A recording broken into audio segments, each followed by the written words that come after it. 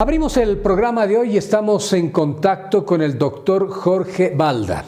El país requiere información porque se ha abierto un debate intenso en torno a cuánto podría afectar a la persona, al profesional, al gremialista, al transportista, al político, al dirigente sindical, esta normativa que actualmente está en suspenso, como aquellas que ya están en vigencia y han sido promulgadas y publicadas en la Gaceta de nuestro país. Con nosotros en comunicación hoy el abogado Jorge Balda. Un gusto saludarle. Gracias por haber aceptado esta invitación. Comienzo preguntándole cuáles son aquellos aspectos que se observan precisamente a esta normativa que actualmente está en suspenso, que está siendo socializada, pero que hoy voces del movimiento al socialismo manifestaron que no se dará marcha atrás, que no se anulará porque hay compromisos con organismos internacionales que se deben cumplir en algunos días nada más. Don Jorge, buenas noches.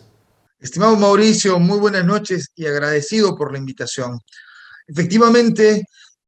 las versiones o los argumentos empleados por el actual gobierno resultan ser no solamente equiparables a la inconsistencia de la ley, sino también a la manipulación de la información que se pretende generar a partir de la misma. El delito de legitimación de ganancias ilícitas, la instauración de una entidad destinada a investigar reportes u operaciones que puedan ser sospechosas,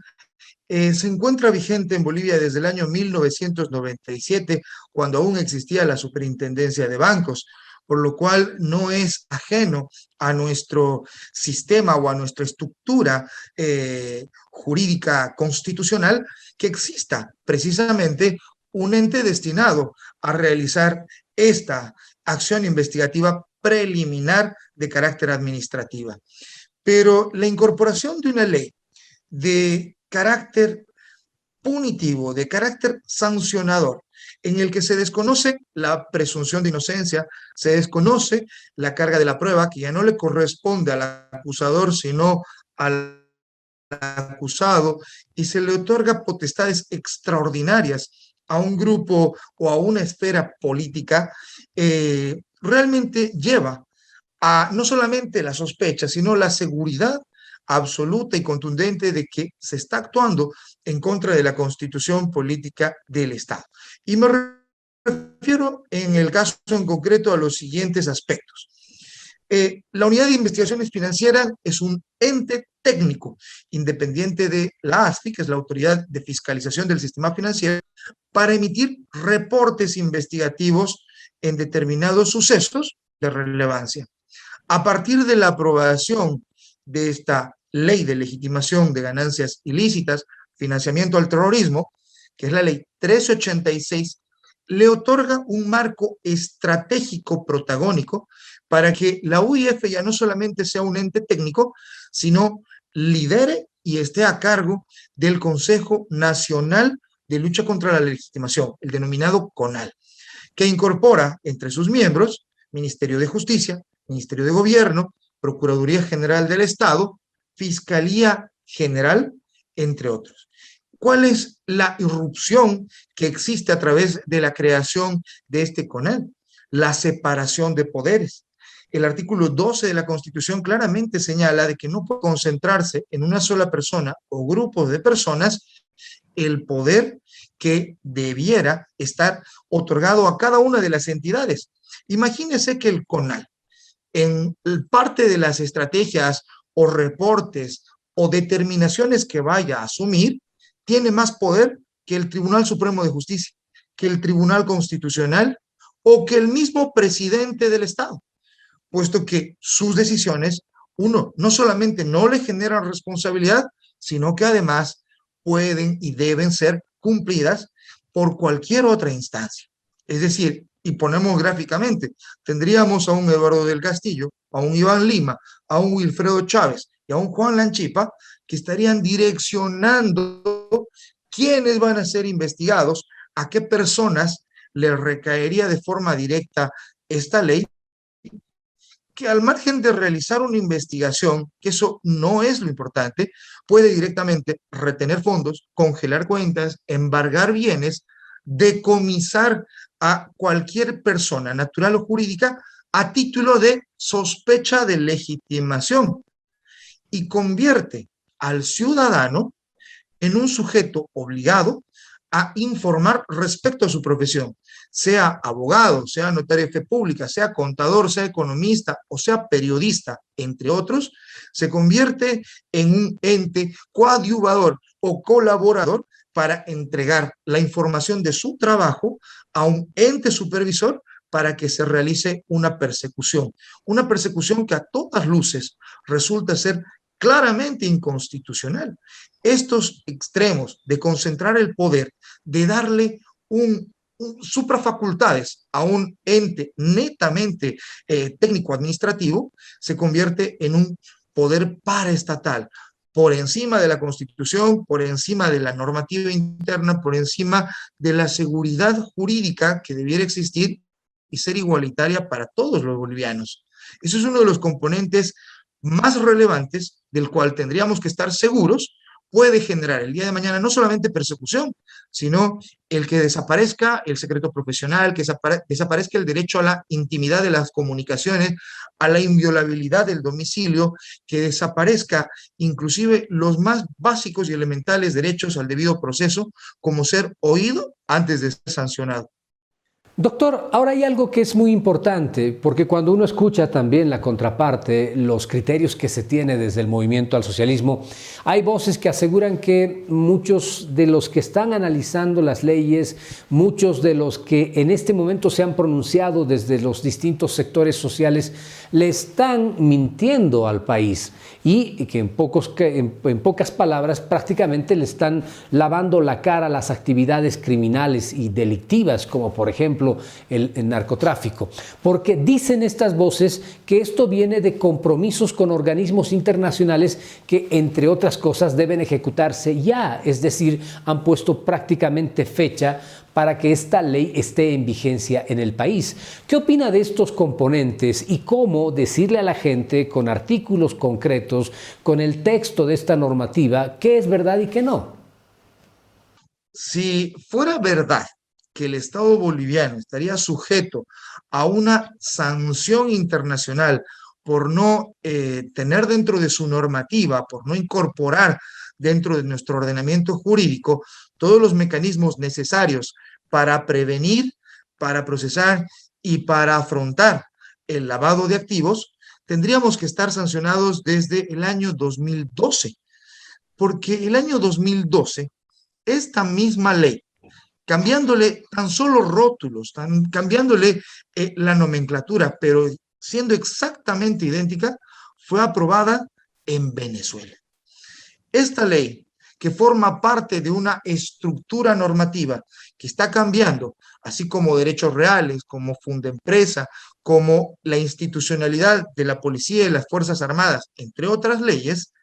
han sido ya aprobadas antes en el Estado venezolano. Y me atrevo a decir que puedo citarle dos leyes de las que hasta el momento hemos analizado a detalle, que es la ley del impuesto a las grandes fortunas y la ley de legitimación de ganancias ilícitas, que tienen un idéntico contenido y que han sido aprobadas desde hace más de 10 años en el país venezolano. ¿Esto qué representaría para nosotros? ¿Por qué no hemos sido sancionados antes? ¿Por qué hemos podido llevar adelante la labor de prevención, la labor de detección o de lucha eficaz contra la legitimación de ganancias ilícitas? Es porque hemos respetado la institucionalidad de los organismos técnicos y administrativos. Así como se ha respetado la labor de la UIF, se ha respetado también la labor de la ASFI y se ha respetado también la labor de la justicia, porque los informes o los documentos que emite la Unidad de Investigaciones Financieras no son elementos de prueba, son guías para que una entidad o una institución como es el Ministerio Público pueda realizar una investigación y determine si ha existido o no el delito, puesto que de lo contrario se estuviera presumiendo la culpabilidad. Pero si cambiamos y tergiversamos la función de un ente administrativo, que sea un ente persecutor, porque se constituirá en parte en contra de quien investigue, es decir, cumplirá a la vez el rol de investigador y de juez simultáneamente. Las nuevas atribuciones que le otorga a la UIF la ley de legitimación, el proyecto de ley 108 de legitimación de ganancias ilícitas, pues no solamente la convierte en la cabeza de sección del CONAL, pues llevarán el cargo y el mandato de ser la Secretaría General de esta nueva entidad persecutora a todas luces, sino que además puede aplicar sanciones administrativas, económicas e inclusive penales para los sujetos de quienes espera que de oficio le remitan toda la información de su actividad económica o comercial. La UIF podría, hasta el presente, realizar reportes de operaciones sospechosas siempre y cuando exista un mínimo superior a los $10,000. En cambio, en esta ley, el hecho de no poder justificar un bien, un valor, una acción de cualquier naturaleza sin mínimo en cuanto al valor que se vaya a cuestionar. Si se le pregunta al chofer de dónde adquirió el dinero para comprar un taxi de $2,000, o si se le pregunta al campesino de dónde adquirió el dinero para comprar una parcela, y no tiene dónde o de dónde justificar o acreditar la obtención de ese dinero, la trayectoria y la legalidad del patrimonio, se le presume culpable. Esta presunción, esta vulneración a la Constitución política del Estado en cuanto a los derechos que protegen al ciudadano contra el abuso de poder, es lo que en definitiva han identificado gremiales, médicos, choferes, los sectores que ahora no solamente están en alerta, sino toda la ciudadanía. Estamos absolutamente movilizados por la ley, por las acciones legislativas que han generado que no pueda tener la minoría una representación parlamentaria significativa, puesto que ya no se requieren los 2/3 ni siquiera para debatir, y el hecho de que estas leyes han venido siendo aprobadas desde el pasado año y que al presente vayan a ser reguladas por decretos supremos, ni siquiera ingresar al detalle del componente legislativo, nos dejan en absoluta inseguridad e incertidumbre. ¿Por qué existen dos leyes, Mauricio? ¿Por qué existe la 1386 aprobada el 21 de julio? ¿Y por qué ahora se está buscando aprobar una nueva ley? Porque esta nueva ley tenía como objetivo no ser ley, sino tan solo un decreto supremo que vaya a reglamentar la 1386, pero cometieron un error. Existen nuevos tipos penales y los tipos penales, los delitos, no pueden ser establecidos por decreto supremo, tienen que estar establecidos, aprobados por ley del Estado. Y es por eso que le aumentaron dentro del título legitimación de ganancias ilícitas, financiamiento al terrorismo y lucha contra el armamento explosivo no convencional, algo que por lo absurdo del mismo contenido de esta norma, que ni siquiera se refiere al extremo, denota a todas luces que ha sido una forma de tratar de diferenciar la una de la otra, cuando en realidad formaban parte del mismo contenido y de la misma estructura, tal cual la ley venezolana. Bueno, a ver, volviendo un poco al tema de la ley venezolana, que me llama mucho la atención, ¿usted ha podido leer esta normativa? ¿Hay algunas diferencias de pronto a partir de estos elementos que ha puntualizado hace algunos instantes que han sido introducidos al no poder concretarse mediante otros mecanismos, por ejemplo, decretos supremos, decretos presidenciales? Esta ley de Venezuela, ¿para qué sirve actualmente? Ya son varios años que está en vigencia, ¿en qué medida ha contribuido al objetivo que aparentemente tiene en el marco de los acuerdos internacionales de lucha contra la criminalidad y el terrorismo? Recordarán usted, querido Mauricio, y seguramente toda su teleaudiencia, cuando en un video veíamos salir de casa presidencial al expresidente Hugo Chávez y apuntaba con el dedo: este edificio, exprópiese; esta casa, exprópiese. Este edificio era del canal, de un canal televisivo de los golpistas, esto, exprópiese. De esa manera, ¿qué es lo que perdieron? ¿Qué es lo que se les arrebató a los venezolanos? La posibilidad de asumir defensa contra conductas, decisiones o comportamientos autoritarios por parte del Estado. El Estado, cuando tiene la posibilidad ya no solamente de controlar los bienes o el derecho propietario o el derecho a la información que en este caso todo el acceso informático de la OIF sería de conocimiento de la policía. Y no es que esté mal, pero solamente cuando se genera una investigación. Pero el hecho de que la policía pueda acceder a los bienes, lo mismo que el Ministerio Público, de un modo que ya no existe la reserva o la confidencialidad de la propiedad privada, el secreto bancario, de las mismas transacciones que una persona realiza, desde ese momento ya estamos sujetos a la extorsión. ¿Cuáles son los componentes que la ley venezolana ha determinado y ha generado para que exista absoluta inestabilidad y absoluto desapego a la seguridad jurídica? Que el derecho a la propiedad privada se arrebató bajo la condicionante de un interés estatal superior del particular. Con eso, no solamente se desconoce la posibilidad de que una persona pueda aprovechar los frutos de su esfuerzo, de su trabajo, de su sacrificio, sino que también podrá, en caso de no justificar la legalidad de su obtención, perderlo todo en un solo momento. ¿Y qué ocurre si esa persona piensa distinto o actúa de modo diferente? No solamente podrá perder sus bienes, sino que también será pasible de una sanción criminal que le restará su patrimonio, le restará su libertad, y con ello habremos generado ya no un Estado democrático, sino un Estado policial. Ese es el riesgo que se genera, y eso es lo que ha ocurrido en Venezuela, eso es lo que ha ocurrido en Nicaragua, y eso es lo que ha ocurrido desde hace muchos años en Cuba. Si Bolivia se convierte en el cuarto país, en la cuarta pasta de esta mesa coja, realmente la tarea de derechos humanos a nivel internacional habrá fracasado de forma absolutamente contundente. Doctor, si yo le pidiera que me puntualice uno o dos artículos de esta ley que son los que más a usted como profesional en abogacía, en derecho, le han preocupado y lo tienen así como a muchos bolivianos, ¿cuáles citaría? Yo citaría dos. Uno, que las decisiones del CONAL, de este Consejo de Lucha contra la Legitimación, que en Venezuela se denomina Departamento de Inteligencia Financiera, que es exactamente lo mismo que viene a ser el CONAL en Bolivia, o vendría a ser el CONAL,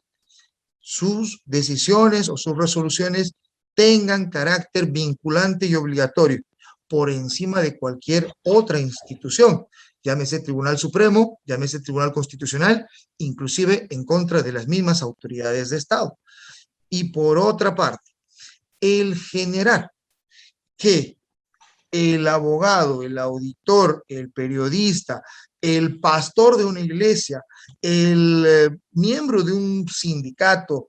el dirigente, tenga que entregar información de sus clientes, de los miembros de su organización, de los miembros de su misma iglesia, tenga que entregar una información que en definitiva no podría o no debiera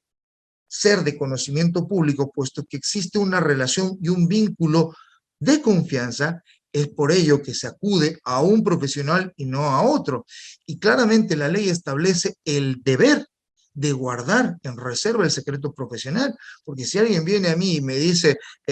doctor, estoy en este aprieto, y de inmediato yo lo reporto, entonces, ¿qué tipo de defensa podré estar yo asumiendo? Y más aún si yo me veo reatado a una obligación que es ir en contra de la seguridad, los derechos o las garantías de una persona que probablemente ni siquiera vaya a ser mi cliente, que por el solo hecho de haberme transmitido su información, yo me tengo que convertir en un delator o en un informante, o inclusive aún peor, el ser un informante falso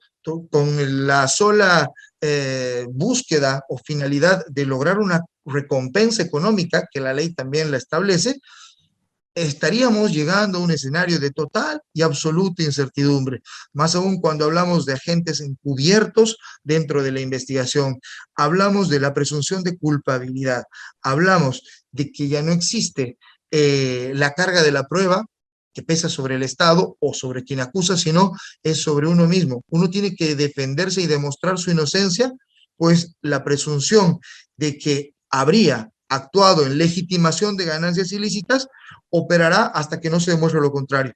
totalmente lo contrario señala la Constitución Política del Estado. Irrumpir estos valores, estos principios elementales para un sistema procesal penal acusatorio es ingresar dentro de un Estado totalitario o autoritarista. Doctor, gracias por haber aceptado este contacto con Cochabamba, por brindarnos toda esta información, su análisis y conocimiento como profesional en materia legal. Le agradecemos mucho. Buenas noches. Muchas gracias, Mauricio. Dios te bendiga. Saludos cordiales.